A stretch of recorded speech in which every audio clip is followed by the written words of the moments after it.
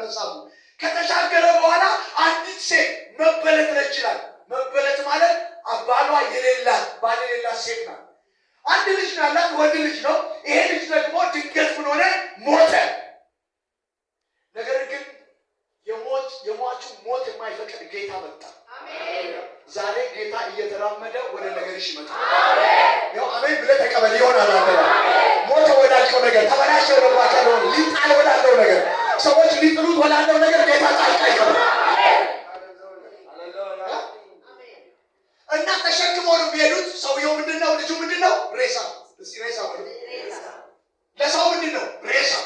በእግዚአብሔር ግን ይኸው ነው። በእግዚአብሔር ግን ጎበዝ ነው።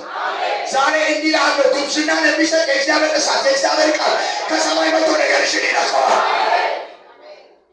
ይነካል። ነገር በሉት። አቀረባቸዋል። የሞተው በሉት። እንደገና ያንተ አይደለም በሉት። በለው ብሎ ንገሩት። እንደገና የሞተ ጸጋ፣ የሞተ ሰላም፣ የሞተ ነገር የለም። እግዚአብሔር ያው አድርጎ ሰላም እንዱ ነገር ግን ሰይጣን ያንተ ጸጋ ሞቷል። ያንተ አገልግሎት